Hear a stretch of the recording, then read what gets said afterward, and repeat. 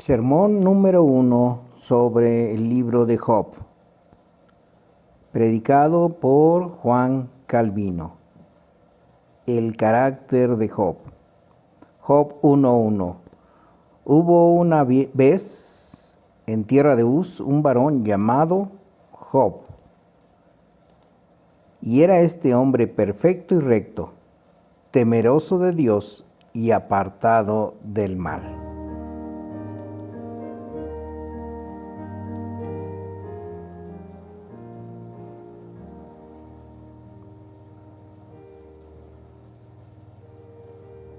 Para sacar verdadero provecho al contenido de este libro de Job, debemos conocer en primer lugar su designio. La historia que encontramos escrita aquí nos muestra de qué manera estamos en las manos de Dios y que es cosa suya ordenar nuestras vidas y disponer de ellas conforme a su buena voluntad, y que es nuestro deber someternos a Él con toda humildad y obediencia.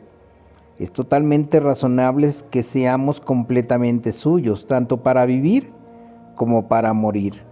Incluso si Él quisiera levantar su mano contra nosotros, aunque no percibiéramos su motivo, de todos modos habríamos de glorificarle siempre, reconociendo que Él es justo y equitativo, absteniéndonos de murmurar contra Él, a efectos de no discutir con Él, sabiendo que si luchamos contra Él seremos derrotados. En breve, esto es lo que hemos de recordar de esta historia. Es decir, Dios tiene tal dominio sobre sus criaturas que está en su derecho disponer de ellas según le plazca. Y si muestra una severidad que al principio nos resulta extraña, aún así hemos de guardar silencio para no murmurar. Hemos de reconocer en cambio que Él es justo, esperando que nos declare el porqué de su castigo. Entre tanto, hemos de contemplar, como nos exhorta Santiago 5:11, la paciencia del hombre puesto que aquí delante de nosotros. Porque cuando Dios nos muestra que debemos sufrir todas las miserias que Él nos envía, debemos reconocer que esa es nuestra obligación. No obstante, ellos alegamos que somos débiles y nos parece que debería servirnos como excusa. Por eso es bueno tener un ejemplo para mostrarnos que hay hombres débiles como nosotros, que sin embargo resistieron la tentación, perseverando en la obediencia a Dios, aunque fueron afligidos hasta el límite. Aquí tenemos pues un excelente ejemplo de ellos. Además, no solo hemos de considerar la paciencia de Job, sino también su resultado, como dice Santiago. Porque si Job hubiera seguido confundido, aunque su virtud hubiera sido más que angelical, el final de la historia no habría sido muy feliz. Pero cuando vemos que no fue desilusionado en su esperanza y que halló gracia en la medida en que fue humillado ante Dios, viendo ese final tenemos que llegar a la conclusión que no hay nada mejor para nosotros que someternos a Dios y sufrir en paz todo lo que Él nos manda hasta que en su buena voluntad nos libra. Sin embargo, más allá de la historia, hemos de considerar la doctrina encerrada en este libro, esto es, la doctrina de aquellos que se acercan con el pretexto de consolar a Job, pero que lo atormentan mucho más que su propia enfermedad, la doctrina encerrada en las respuestas con las cuales rechaza, las calumnias con las cuales aparentemente quieren aplastarlo. En primer lugar, debemos notar en cuanto a nuestras aflicciones que si bien Dios las manda y proceden de Él, no obstante es el diablo quien las trae sobre nosotros, como también nos lo advierte San Pablo, diciendo que luchamos contra poderes espirituales, Efesios 6:12, porque cuando el diablo enciende el fuego también le hace viento, es decir, también encuentra personas de su propiedad para aguijonearnos continuamente y prolongar y aumentar la enfermedad. Vemos entonces como Job, además de la enfermedad que soportó, fue atormentado por sus amigos y por su esposa, y principalmente por aquellos que se acercaron para tentarlo espiritualmente. Ahora bien, lo llamo una tentación espiritual cuando no solamente somos azotados y afligidos en nuestros cuerpos, sino cuando el diablo obra de tal modo en nuestros pensamientos que Dios se nos convierte en enemigo mortal, al que ya no podemos tener acceso, convencidos de que nunca más tendrá misericordia de nosotros. Todas las proposiciones hechas por los amigos de Job tendían a persuadirlo de que era un hombre rechazado por Dios y que era un error creer que Dios le sería propicio. Tales luchas espirituales son mucho más difíciles de sobrellevar que todos los males y adversidades que podemos sufrir siendo perseguidos. De todos modos, Dios suelta los frenos que atan a Satanás para que pueda llevar consigo a sus siervos, los que nos asaltan de tal modo como, según veremos, tuvo que soportarlo Job. Suficiente con este punto.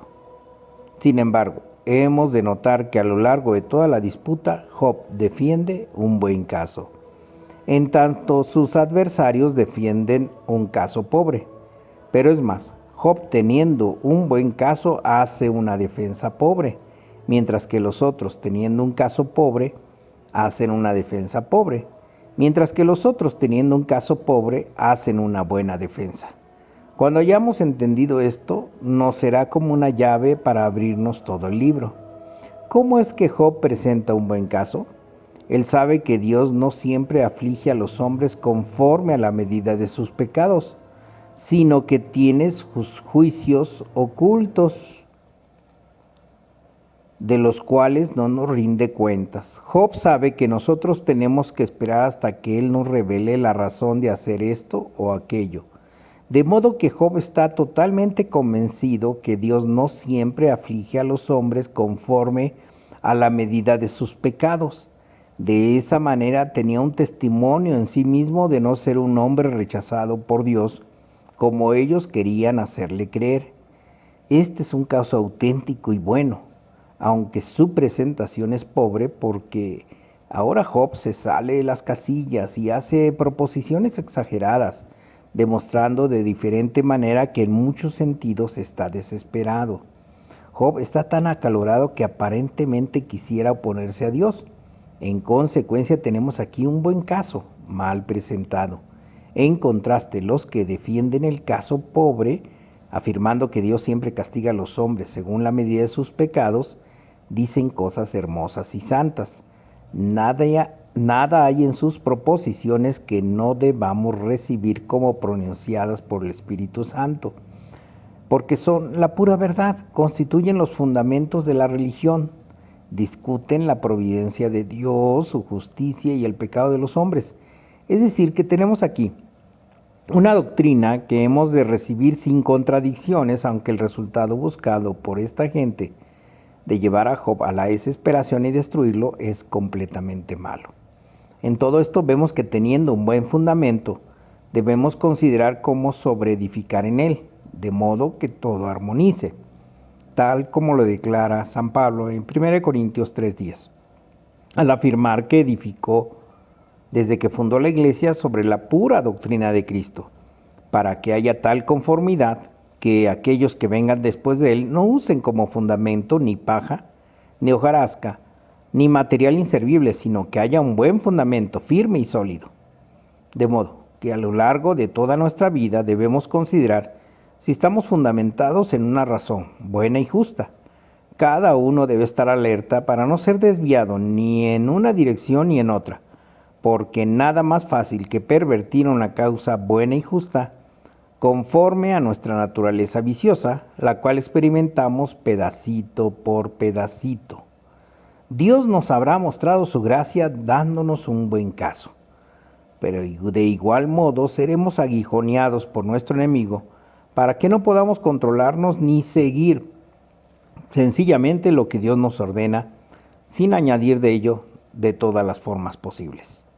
Viendo entonces qué tan fácilmente se nos descarría, hemos de orar tanto más a Dios que cuando se nos haya dado un buen caso, nos guíe con toda simpleza por su Espíritu Santo para que no pasemos los límites que Él nos ha trazado en su palabra.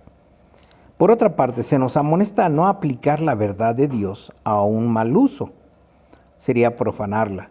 Como estos individuos que si bien hablan palabras santas, como, y lo hemos declarado, y como aún veremos en forma más completa, son sacrílegos, corrompen la verdad de Dios abusando de ella con falsedad, aplicando a un propósito malo lo que en sí es bueno y justo. De modo que cuando Dios nos haya hecho conocer su palabra, aprendamos a recibirlo con tal reverencia que nunca lo usemos para empañar lo bueno ni hacer atractivo lo que es malo, como muchas veces ocurre con los más inteligentes y los más sabios, que se dan rienda suelta abusando del conocimiento que Dios les ha dado, haciendo fraudes y malicias, trastornándolo todo, de modo que solo se enredan a sí mismos. Viendo que el mundo es adicto a tales vicios, debemos orar tanto más que Dios nos dé la gracia de aplicar su palabra al uso que Él quiere, es decir, a un uso puro y simple. En resumen, esto es lo que debemos de observar. Ahora, habiendo entendido de qué trata el libro, debemos considerar cosas más extensas, de modo que podamos deducir lo que fue brevemente anunciado del desarrollo de la narración. Dice, hubo en tierra de Uz un varón llamado Job, y era este hombre perfecto y recto, temeroso de Dios y apartado del mal. Job 1:1. No podemos ni sabemos cómo adivinar cuándo vivió Job. Solamente se percibe que fue en tiempos muy remotos. Algunos judíos incluso han opinado que Moisés fue el autor del libro y que dio este ejemplo al pueblo para que los hijos de Abraham, descendientes de su raza, supieran que Dios había mostrado gracia a personas ajenas a este linaje, para avergonzarlos cuando no anduvieren con pureza en el temor de Dios, para que vieran que este hombre que no había recibido la señal del pacto, que no había sido circuncidado y era pagano, se conducía también. Ahora, puesto que no hay absoluta certeza a este respecto, debemos dejarlo en suspenso. Tomemos en cambio aquello de lo cual no hay dudas, es decir, que el Espíritu Santo ha dictado este libro para el siguiente propósito: que los judíos supieran que Dios tuvo personas que aunque no habían sido separadas del resto del mundo y aunque no habrían recibido la señal de la circuncisión, no obstante les sirvieron viviendo con toda pureza. Sabiendo esto, los judíos habían tenido la oportunidad de ser tanto más cuidadosos en observar la ley de Dios, y puesto que Él les había mostrado su gracia dándoles el privilegio de escogerlos de entre todas las naciones, ellos debían dedicarse enteramente a Él. En el libro de Ezequiel 14:14, también se percibe que el nombre Job tenía renombre en el pueblo de Israel, porque hemos visto que en el versículo 14 dice, si estuviesen en medio de ella estos tres varones, Noé, Daniel y Job, ellos por su justicia librarían únicamente sus propias vidas. Aquí el profeta habla de tres hombres como de personas ciertamente conocidas y renombradas entre los judíos, tal como ya lo hemos mencionado. Vemos entonces el propósito del Espíritu Santo, es decir, que los judíos tuvieran un espejo y un patrón para reconocer de qué manera debían observar la doctrina de la salvación que les había sido dada, ya que este hombre, un extranjero, se había preservado en tal pureza. Y esto es lo principal que hemos de retener del nombre mencionado aquí. Cuando se dice que era de la tierra de Uz, por cierto, algunos ubican esta tierra más bien en el este, pero en las Lamentaciones de Jeremías 4:21, la misma palabra es usada para indicar una parte de Edom. Sabemos que los edomitas eran descendientes de Saúl. Es cierto que todavía conservaban la circuncisión, pero por lo mucho que se habían alejado de la iglesia de Dios ya no les quedaba señal alguna del pacto. Entonces, si aceptamos que era de Uz, Job era un edomita del linaje de Saúl. Ahora bien, sabemos lo dicho por el profeta Malaquías 1:2, que si bien Esaú y Jacob eran hermanos mellizos de una misma matriz, Dios en su pura bondad había escogido a Jacob y rechazado a Esaú, a quien maldijo junto a todo su linaje.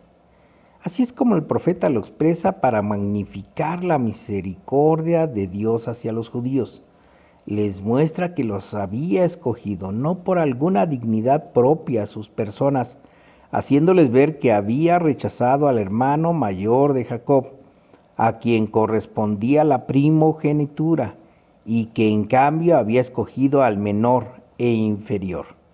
Entonces, aunque este hombre era descendiente del linaje de Saúl, vemos, no obstante, en qué integridad vivió y cómo sirvió a Dios, no solamente conservando con rectitud y equidad, sino teniendo una religión pura, no contaminada con las idolatrías y supersticiones de los incrédulos. En cuanto al nombre, Job, es cierto que algunos lo traducen como llorando o lamentando, pero otros lo interpretan como un hombre de enemistad, no significando que haya odiado, sino que era como un blanco al cual se podía disparar. No hemos de dudar que este hombre, cuyo país figura aquí, cuyo nombre se expresa, fue real y que verdaderamente vivió, y que las cosas escritas aquí realmente ocurrieron, para que no pensemos que este es el argumento compuesto por un hombre, que como bajo un seudónimo nos propone cosas aquí que nunca ocurrieron. Ya hemos presentado el testimonio de Ezequiel y el de Santiago, quienes muestran que Job existió, y aunque la historia lo declare, no debemos borrar lo que el Espíritu Santo quiso decir en forma tan notable. Además, hemos de notar con respecto a aquella época que si bien el mundo estaba alejado del verdadero servicio a Dios y de la religión pura, no obstante había mucho más integridad que hoy, incluso en el papado. En efecto, vemos que desde el tiempo de Abraham, Melquisedec conducía la iglesia de Dios y los sacrificios, los cuales o estaban contaminados, de manera que si bien no estaban contaminados, de manera que si bien la mayor parte del mundo estaban contaminados, de manera que si bien la mayor parte del mundo estaba envuelta en muchos errores, en falsas y malvadas fantasías, no obstante Dios se había retenido por la pura verdad, esperando ciertamente que Dios estableciera su iglesia y escogiera un pueblo, esto de los sucesores de Abraham, para que supieran que habían sido separados del resto del mundo. Ahora, es totalmente cierto que Job vivió en una época en que la iglesia de Dios todavía no estaba desarrollada como lo estuvo después. Sabemos que aparentemente los hijos de Israel, mientras vivían en Egipto, habían de ser aniquilados. Incluso vemos que a qué extremos llegaron finalmente cuando Faraón ordenó la muerte de los varones. Y en el desierto todavía pareciera que son rechazados por Dios. Habiendo llegado a la tierra de Canaán, tuvieron grandes luchas contra sus enemigos e incluso el servicio de Dios no es establecido todavía, ni tampoco el tabernáculo, como se hubiera requerido. Dios, no habiendo establecido aún una forma de iglesia visible, quiso que siempre hubiese una pequeña simiente entre los paganos para ser adorado por ella y también para condenar a aquellos que, como los paganos, se habían apartado del verdadero camino. Porque Dios no necesitó sino a Job para que sea juez de toda una nación. Así también Noé es juez de todo el mundo para condenar a los incrédulos y rebeldes. Así fue como Job condenó al mundo, según la Santa Escritura lo describe, porque sirvió a Dios con pureza, mientras que otros, que lo habían olvidado, estaban llenos de impurezas, infamias y de muchos errores. Y ello sucedió porque la gente no quiso reconocer a aquel que es el verdadero y viviente Dios, ni entender cómo y de qué manera quería ser honrado. Pero Dios siempre consideró que los malvados e incrédulos debían ser considerados inexcusables. Por eso quería siempre que hubiese algunas personas que siguieran a los padres antiguos. Ese era Job, según nos los presentan las escrituras, y la narración nos muestra bien con qué pureza sirvió a Dios, hablando entre los hombres con toda rectitud. Dice aquí, este era hombre perfecto. Ahora bien, en las escrituras esta palabra es usada en forma general, indicando que no hay falsedad ni hipocresía en un hombre, sino que exteriormente se ve lo que hay en el interior, y que no se conserva un lugar en el fondo para apartarse de Dios, sino que expone su corazón y todos sus afectos, sin otra aspiración que la de consagrarse a Dios y dedicarse enteramente a Él. Esta palabra ha sido traducida como perfecto, tanto por griegos como latinos, pero puesto que posteriormente la palabra perfección tuvo un uso impropio, ahora es mucho más preferible usar la palabra integridad, porque muchas personas ignorantes, desconociendo el sentido de esta perfección, han pensado, aquí hay un hombre que se describe como perfecto, de lo que se deduce que podemos ser perfectos por nosotros mismos mientras andamos en esta vida. Han empañado la gracia de Dios, de la cual siempre tenemos necesidad, porque aquellos que desean haber andado en suprema rectitud aún necesitan tener su refugio en la misericordia de Dios, porque sus pecados no les son perdonados, y si no son sostenidos por Dios, he aquí todos perecerán. Entonces tenemos aquí a Job llamado íntegro. ¿Cómo? Porque no había hipocresía ni falsedad en él, porque no era de doble corazón. Porque la Escritura, cuando desea referirse a lo opuesto a la virtud de la integridad, habla de corazón, es decir, de doble corazón. Notemos entonces, en primer lugar, que este título se atribuye a Job para destacar que era de un afecto puro y simple, que no miraba con un ojo a un lado y con el otro, que no servía a Dios a medias, sino que trataba de entregarse enteramente a Él. Es cierto que nunca alcanzaremos tal integridad que lleguemos a esa meta, lo cual sería de desear, porque los que siguen el buen camino, aun cojeando por él, siempre débiles, se arrastran con alas caídas. Esto, pues, es lo que nos ocurre mientras estemos sujetos a este cuerpo mortal, hasta que Dios nos haya librado de todas estas miserias a las que estamos atados. No alcanzaremos, como hemos dicho, una integridad perfecta. Sin embargo, debemos llegar a esta sinceridad y debemos renunciar a toda pretensión y falsedad. Además, notemos que la verdadera santidad comienza en el interior. Aunque en el mundo tengamos la mejor apariencia entre los hombres, y aunque conduzcamos nuestras vidas también que todo el mundo nos aplauda, si no tenemos esta sinceridad e integridad ante Dios, de nada nos servirá. Porque la fuente tiene que ser pura para que las aguas bajen puras. De lo contrario, el agua, aunque no sea clara, sin embargo tendrá sabor amargo, o estará contaminada de alguna otra manera. Entonces siempre hemos de comenzar por lo que está establecido, esto es, Dios desea ser servido en espíritu y con sinceridad de corazón, como dice en Jeremías 5:2. Entonces, en primer lugar, hemos de aprender a sujetar nuestro corazón a ser obediente a Dios. Ahora, una vez que Job fue llamado entero, también dice que fue recto. Esta sinceridad que el Espíritu Santo destaca testificará y sentenciará condenación para todos aquellos que están llenos de malicia, para aquellos que solamente pretenden apropiarse de las pertenencias de otros. Tales personas son condenadas por esta palabra. Ahora sigue diciendo, y era este hombre temeroso de Dios y apartado del mal. Además, si Job fue alabado por haberse conducido recta y equitativamente entre los hombres, era totalmente imprescindible que también haya andado delante de Dios, porque sin esto el resto de nada sirve.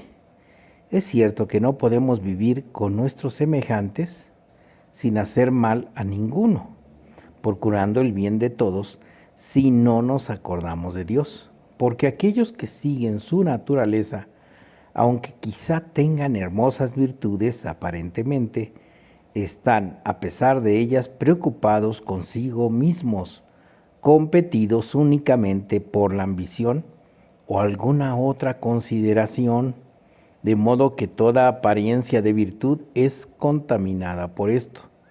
Pero aunque no seamos capaces de alcanzar esa rectitud sin temer a Dios, aquí hay dos cosas distintas. Primero, servir a Dios y segundo, honrar a nuestro prójimo. También Dios las ha diferenciado en su ley cuando quiso que fuesen explicadas en dos tablas. Notemos entonces que poniendo ante nosotros la palabra rectitud, el Espíritu Santo quiso declarar cómo se condujo Job entre los hombres. Del mismo modo, cuando dice era temeroso de Dios, quiso destacar la religión que había en él. Ahora bien, con esto se nos amonesta que para gobernar bien nuestra vida, debemos acordarnos de Dios y luego de nuestros semejantes. Acordémonos de Dios, digo, para entregarnos a Él, para rendirle el homenaje que se merece.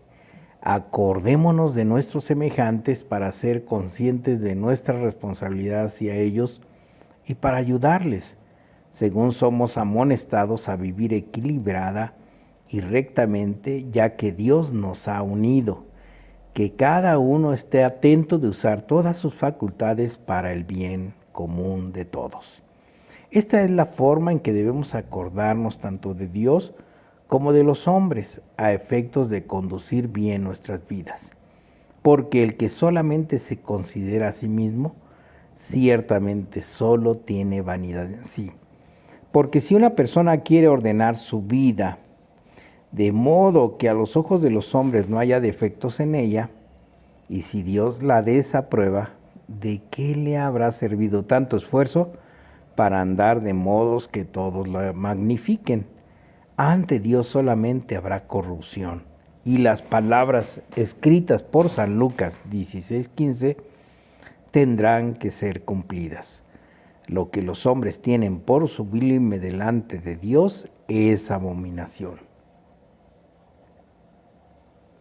Notemos entonces que nunca seremos capaces de ordenar adecuadamente nuestra vida si no tenemos los ojos puestos en Dios y en nuestros semejantes. ¿Por qué en Dios? Para que podamos saber que fuimos creados para gloria suya, para servirle y adorarle.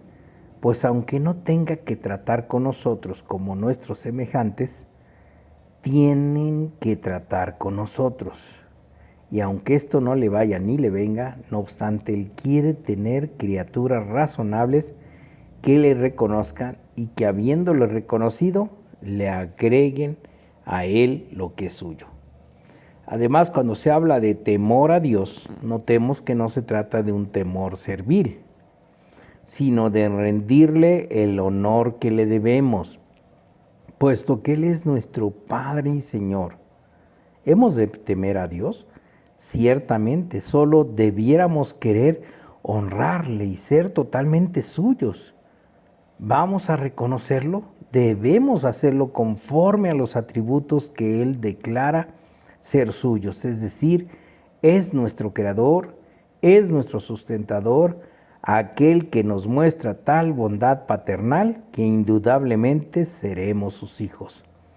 Y si no queremos ser demasiados desagradecidos con Él, también tenemos que reconocer su señorío y superioridad sobre nosotros, para que rindiéndole el honor que le debemos, cada uno de nosotros aprenda a agradarle en todo y por todo. Es así como bajo la palabra temor de Dios está comprendida toda la religión, es decir, todo el servicio y homenaje que las criaturas deben a su Dios. Ahora bien, en Job fue una virtud muy excelente temer a Dios, siendo que todo el mundo se había apartado del verdadero camino. Al oír esto, aprendamos que no tendremos excusa aunque andemos entre los peores parias del mundo, de no estar entregados al servicio de Dios como debemos estar. Ahora, debemos destacar esto, porque muchas personas creen que por estar entre espinos están absueltas y totalmente excusados, y si después se corrompen y vuelven a echarse con los lobos, según dicen ellos, eso no importa, porque Dios les perdonará. Al contrario, aquí está Job, descrito como temeroso de Dios. ¿En qué país? No es en Judea ni en la ciudad de Jerusalén, no es tampoco en el templo, sino en un lugar contaminado, en medio de aquellos que se han pervertido totalmente. Y estando pues entre semejante gente, no obstante, fue preservado, viviendo de manera de andar en pureza con sus semejantes, aunque todos ellos estaban llenos de crueldades, ultrajes, pillaje y cosas semejantes. Notemos que esto volverá a ocurrirnos y que la vergüenza será tanto mayor si de nuestra parte no consideramos cómo guardarnos puros para el servicio de Dios y para nuestro semejante, cada vez que Él nos dé la ocasión, como la que tenemos ahora, es decir, que la palabra de Dios nos es predicada diariamente para ser exhortados y para ser corregidos cuando hemos fallado. Entonces, ciertamente debemos estar atentos a lo que aquí se nos muestra. Ahora, en conclusión, notemos bien lo que aquí se agrega al texto. Era este hombre apartado del mal. Porque es así como este hombre superó todas las dificultades y batallas que le podían haber impedido servir a Dios y vivir rectamente entre los hombres. Él mismo se recordaba que sabía bien que si hubiera permitido hacer lo que los otros hacían, habría sido un hombre completamente vicioso y se habría convertido en enemigo de Dios. Entonces Job no anduvo con tal sinceridad e integridad en el temor de Dios sin tener muchas luchas, sin que el maligno tuviera la intención de pervertirlo y llevarlo a todas las corrupciones del mundo, porque él se apartó del mal, es decir, se abstuvo. ¿Qué entonces hemos de hacer nosotros? Aunque estemos en la iglesia de Dios, veremos muchos males y nunca habrá tal sinceridad o pureza que quedemos libres de estar mezclados entre muchos engañadores corruptos, que como emisarios del infierno, pestes mortíferas, lo infectan todo. Debemos entonces mantenernos en guardias, viendo que hay grandes escándalos y todo tipo de lascivia, las que nos corromperían inmediatamente. ¿Qué hemos de hacer entonces? Debemos apartarnos del mal. Es decir, debemos luchar contra tales asaltos siguiendo el ejemplo de Job, y cuando veamos que muchos vicios y corrupciones están gobernando al mundo, aunque tengamos que estar mezclados entre ellos, no debemos aullar con los lobos, más bien debemos seguir el consejo del ejemplo de Job, apartándonos del mal, apartándonos de tal modo que Satanás no pueda, por medio de todas las tentaciones que pondrá ante nosotros, para que nos rindamos, lograr nuestra entrega. Debemos permitir en cambio que Dios nos limpie de todas nuestras inmundicias y males, como nos lo ha prometido en el nombre de nuestro Señor Jesucristo, hasta que nos haya limpiado de las manchas y corrupciones de este mundo, para reunirnos con sus ángeles y hacernos partícipes de la eterna felicidad, a la cual debemos aspirar ahora. Ahora nos presentaremos ante el rostro de nuestro Dios.